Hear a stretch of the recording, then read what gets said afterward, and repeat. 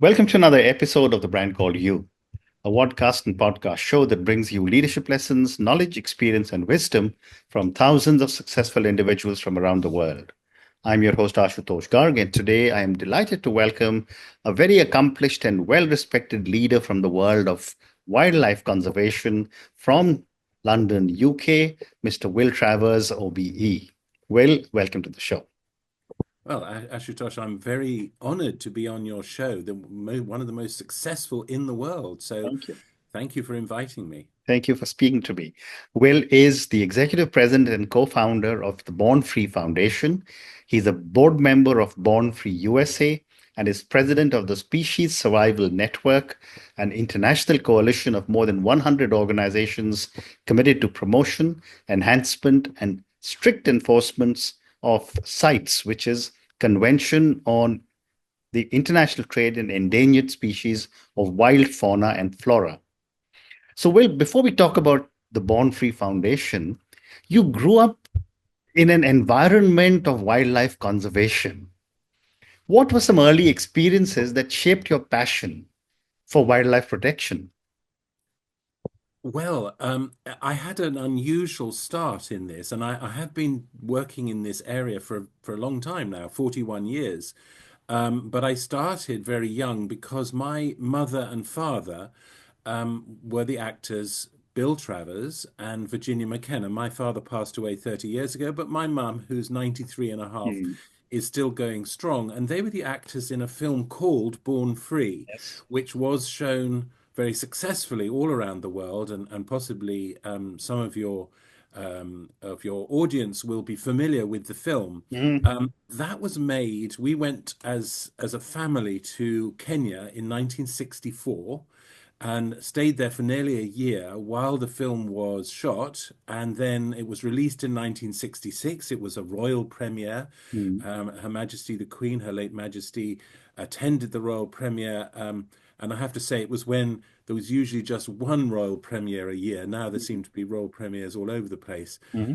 But that film was the catalyst for my parents to become fascinated by wildlife and wildlife issues. Of course, I was quite young in 1964. I was five. Hmm. But nevertheless, I was then immersed in their passion Hmm. for many, many years until in 1983, uh, there was a tragedy at the London Zoo. Hmm. And the last African elephant at the London Zoo, her name was Poli Poli. Hmm. She was euthanized at the zoo Oh, God. in a failed attempt to move her to a different zoo.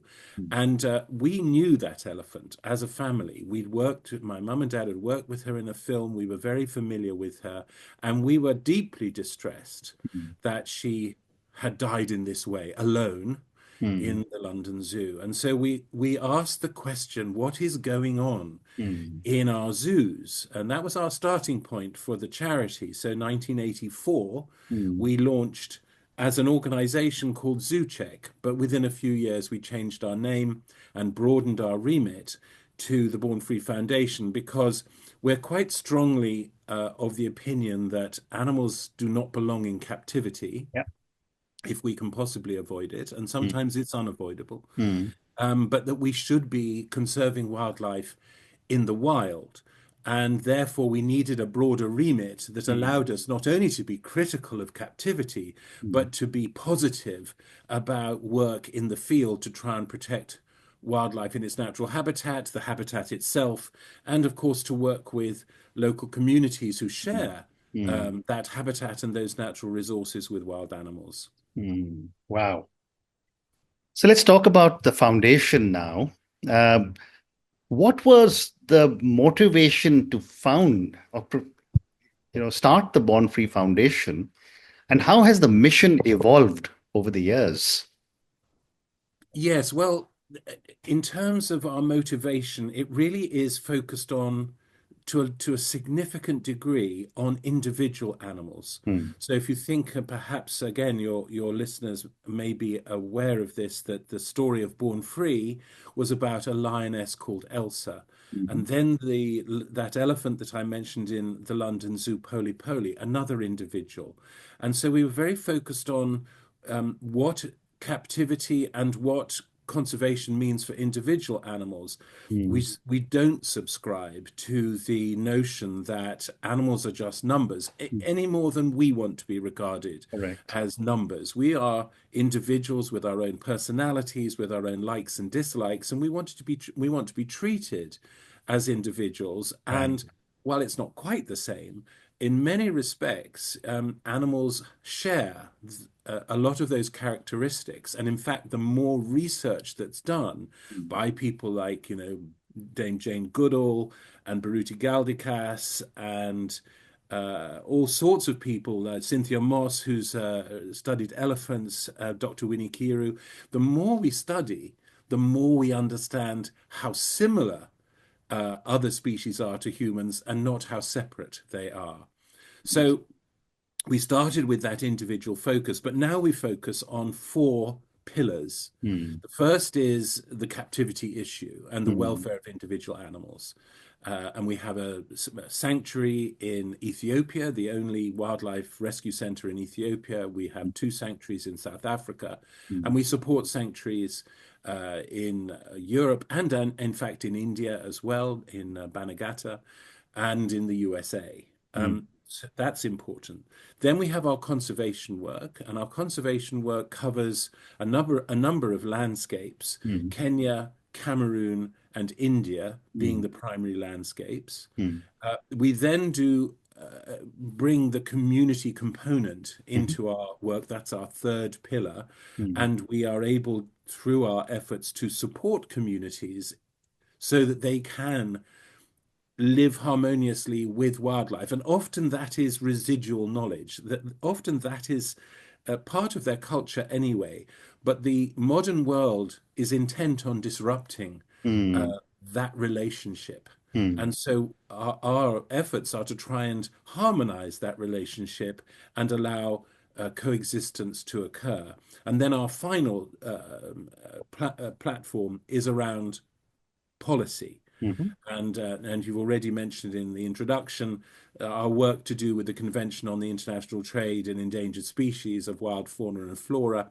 Mm. It's the world's kind of biggest convention that tries to control trade in Mm. wild animals and their body parts Mm. and wild plant species Mm. and plant parts. And we've been engaged with that. I first got involved in that in 1989. Mm. So I've been engaged with that for 35, 36 years. Very interesting. You just spoke about the Convention on International Trade in Endangered Species, and that's a good, interesting segue to my next question. How does Born Free approach wildlife trafficking, and what partnerships have been instrumental to help you fight this? Yeah, well, it is a huge issue. We're talking about a legal trade that Mm. some estimate to be worth $1 trillion a My year, goodness. Okay. and an illegal trade Mm. that could be worth between 20 and 25 billion US dollars a year. Mm. So it sort of sits there alongside arms trafficking, the drug trade, money laundering, and people trafficking. It's one of the top four or five Yeah. illegal activities across the world. Mm. There are continuing efforts to try and address this through UN structures, through the CITES convention, which we've mentioned, which has 184, 85 member countries now as parties too. So there's very few countries in the world that are not part of that convention. It's not perfect. It could be improved, Mm. but frankly, it is the only game in town. Mm. So we do have to pay attention to Mm. what provisions it has, and they're real provisions. I mean, it's important to understand that some of the more recent conventions Mm. that have come along, like CBD and CMS, work on the basis of consensus. decisions are passed by consensus, which necessarily means that you have to keep going, as it were, down from your point of principle until you reach a point where everyone can agree. mm, Um, Now, that, of course, does make it very inclusive, but it also makes you aim for what I might describe as the lowest common denominator. mm, However, with CITES, the votes that are taken, if they are passed by two-thirds majority or more, are mm, internationally legally binding mm, and then nationally legally binding. The mm, countries of CITES have 90 days to transpose a decision that is passed at the Conference of the Parties mm, into their national legislation. mm, And CITES itself has the ability to suspend trade in all species that are listed on CITES, and there are 35,000 species listed mhm. on the appendices of Wow. CITES. They Mm, can suspend that trade if a country regularly breaks the rules mm, and transgresses. So I am a bit of a fan of mm, this. I just know that it could be made to work better. Amazing. And can you tell us a little bit more about your work with lions, particularly with regard to ending their exploitation in captivity? Yes, well, our symbol is a lion Yeah. at Born Free, and as I said, we go back all the way to the story of Born Free and the film in 1964, and the book that preceded it, written by Joy Adamson, based on the diaries of her husband George. Um, so lions are very important for us, and if you think before that story was told, before Born Free's story was told, how were lions characterized in literature? All Mm, too often, they were characterized in books like The Man-Eaters of Savo mm, as, bloodthirsty killers who would, eat people on a regular basis. mm, And so we had a rather stereotyped vision of what lions are. mm, And the truth is that actually lions are very individualistic, mm, and they definitely have their likes and dislikes. I was fortunate enough as a young boy to have a lion come and live in our garden for a short period of time mm, as he was on his way back to Africa. He'd actually been born in a zoo in the UK. He had been then sold through a pet department of a famous department store to two Australians who had then kept him in their furniture shop mhm. in the King's Road in London. Wow. And my dad went into the shop and they recognized him from the film work and they said, "We have something interesting to show you Mm, downstairs in the basement." And of course, he thought, "Oh my goodness, I wonder what I'm going to see." And mm, it turned out to be an adolescent lion. wow. And so Christian, as he was called, came and lived here. And then my father negotiated with the Kenyan government, and Christian went back to Kenya and was successfully released into the Wow. wild. Mm, Um, so, so lions are very central to us. They do tend to live a pretty miserable life in mm, captivity, whether yeah. that's in zoos, but particularly, and your audience may be familiar with this, in circuses Mm, where they are compelled to perform, yeah. maybe twice a day, maybe three times a day. They live Mm, in these small beast wagons out the yeah. back when they're not in the ring. Mm, It's a pretty miserable life. absolutely. And so what we want to do is Mm, to inform the public, mm, and we want to encourage the public to support the conservation of lions in the wild and mm. to reject the continued exploitation of lions in captivity. Fascinating. And how does the foundation work to reduce the human wildlife conflict, particularly in regions where there is dense wildlife populations? Yes, I mean, the human population issue is a serious one. I mean, Mm, when Born Free was made in the 1960s, the global human population was around 4.4 billion people. right. It's now around 8.2 billion people, and Correct. we know that it's likely to keep on growing until it reaches maybe and plateaus at around 11 billion. Mm, That's an awful lot of people, yeah. and it does mean that increasingly people move into areas that have previously been the preserve of wildlife. Now, that can lead to conflict. India is very familiar with that in terms of tigers, in terms of mm, elephants. The same occurs across much of Africa. mm, And so when it comes to conflict with lions, the best example I can give you is what we're doing down in the south of Kenya, mm, where there are a growing number of lions, which is good news. mm, The lion population in Kenya has gone up by 25% in the last 15 years. But that inevitably brings with it the potential for conflict. And conflict tends to be around livestock. mm, So the lion will predate on livestock, then the community will go and find a lion and kill it, not necessarily the lion that caused the problem, but it's a revenge attack. So what we've been doing is we've been going to the traditional bomas or manyatas in Maasai country, and then this is a ring of thorns into which the livestock are brought at night for security, but it's not very secure. mm, So we've been enhancing those corrals to make them more secure, to make them predator proof. And we've now done around 420 of these corrals.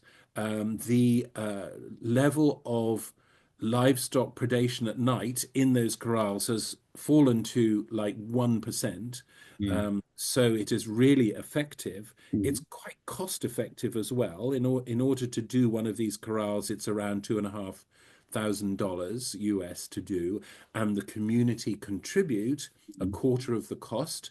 There is a real cost share model that we employ. And that has reduced not only the incidence of livestock attacks in those corrals at night, but it has also, of course, reduced or almost eliminated the reason for local communities to then go out and kill a lion in revenge for the loss of a goat, a sheep, or a cow. mm, Amazing. One more question regarding the foundation, and then I want to move to the Satpuda Landscape Tiger Project. What challenges do you foresee in wildlife conservation in the next few years? And how is Born Free preparing to address this challenge or these challenges? Yeah, it's a great question, and I would say that some of the challenges are beyond our Mm, ability to significantly influence them. You know, the world itself is in some state of turmoil at the moment. Um, Changes in the administration in the United States mm, means that things that have been relied on for many, many years, such mm, as the significant support from USAID, have been largely withdrawn. mm. And that's going to affect not only environmental issues, conservation issues, but it's going to affect human issues as well. Yeah. I was in Kenya recently, and when the announcements were made about the stop orders on USAID, 32,000 people lost their jobs overnight in the health sector. And if you imagine the impact of that on the patients that rely on those health workers, I'm sorry to say, but I feel that lives will be lost because Mm, of that decision. But it does also affect wildlife and conservation. So one of the big challenges, I think, is how to engage with the very wealthy elite who have the wherewithal to support ongoing efforts to conserve habitats, to address human wildlife conflict, mm, to address climate change issues, because they have the power. We know that there are people in this world who have hundreds of billions of dollars of personal wealth. mm, Now, a friend of mine is fond of saying the last thing you want to be is the richest person in the graveyard. mm. I agree with that. Yeah. I think we want to make a difference in our lives, and a positive difference to make our world a better place for people, but also for our planet as a whole and for nature. So Mm, one of the big challenges is to shift our emphasis away from relying on government to taking control, to taking agency ourselves mm. and doing what we can, whether it's in a tiny way or in a huge way, to make the world a better place. Well said. Well, then let's talk about the Satpuda Landscape Tiger Project. Tell me a little bit about this project and how has this contributed to tiger conservation in central India? I am particularly proud of this project, I have to say. It celebrated its 20th year in 2024, Mm, and it really is only by looking across a longer time frame like that, two mm, decades, that you can start to measure some of the outputs. And there are several that I would say, but the first thing I should say is that Born Free is just one mm, and actually is not even, it's not an Indian organization. So we're supporting a range of Indian national organizations, Bombay Natural History Society, Conservation Action Trust, and others mm, who are the real practitioners. mm, They're the folks on the ground who are trying to deliver a holistic approach mm, to tiger conservation in the Satpuda Range. mm, Um, Now, the Satpuda Range has a number of official tiger reserves, but they're all connected across habitats. And it's that connectivity that is so important. And the communities living in that mm, region are so important as well. So, just a couple of the highlights. When we started the project, it was estimated, so in 2004, it was estimated that there were somewhere in the order of 400 tigers in mm, that area. Today, it's estimated there could be as many as 1,100 tigers in mm. that area, which is a remarkable success. And Correct. it's not just down to us or even to our partners. The Mm, government of India, the state governments have played an important role. And mm, I think that perhaps the single thing that has galvanized people was the crisis facing tigers mm, and then the decision that we need to double the number of wild tigers. mm. We, the global community, Yeah. led by India. So Mm, that's been really important. Secondly, the availability of land for tigers that is tiger friendly has mm. gone up Yeah. by over 2,000 square kilometers. Mm. And I'm no expert, but I know how precious land is in a country with as many people as India. Absolutely. Yeah. So to see land for tigers increase across a time period when the human population of India has probably gone up by 300 million people Mm, is a remarkable achievement. yeah. And then, of course, we engage in a multidisciplinary approach. It could Mm, be healthcare, it could be alternative livelihoods, it could mm. be biogas fuel to reduce impact on natural resources. There's so many ways that you create an integrated approach to tiger conservation, but it delivers for local people. Fascinating. I have time for two more questions for you. How significant is World Tiger Day in raising global awareness about tiger conservation? And what message would you like to share with the world? World Tiger Day. Well, of course, there are world days for all sorts of species, Yeah. lions, elephants, but tigers. I mean, much in the same way that the African lion is a symbol of all that is wild and majestic in Africa, the tiger is a symbol of what is wild and majestic about India. It's synonymous with India. Mm, And I think that notwithstanding the challenges that exist, whether they're to do with conflict, whether they're to do with human populations and tiger populations, nevertheless, my sense is that the people of India have enormous pride in having this magnificent animal and being able to turn round the yeah, fortunes of this magnificent animal over absolutely. the last 20 years. Mm, So, World Tiger Day provides that focal point mm, where just for a day, you see, I think every day should be World Tiger mm, Day, but absolutely. Mm, just for a day, we can say to ourselves, how are we doing for tigers? mm, Can we do more? And so, to your second point, what message can I have for anybody? As I say, I think we all need to embrace wildlife and nature in our lives in whatever way we can. And I think here in the UK, that person who lives on the fifth floor of an apartment block and has a tiny little balcony, and that's it. But you can put a plant on your balcony that attracts pollinators, Yeah. or you can go to your local park and Mm. support, gardening activities that make it nature friendly. Or Mm. you can put up a bird box to encourage nesting birds. Or you can support and join organizations that are involved in animal protection and conservation and community support. I think it's about our attitude to the world. Mm. And if I had one wish, it is that we recognize how impoverished we would be without nature, and Absolutely. how enriched we are because of nature. And Mm. if we can embrace that, then I think it starts us on a journey. And the worst place, my final thought is this: the worst place to be is in a station, standing on the platform as the train departs. Absolutely. The best place is to be on the train. Mm.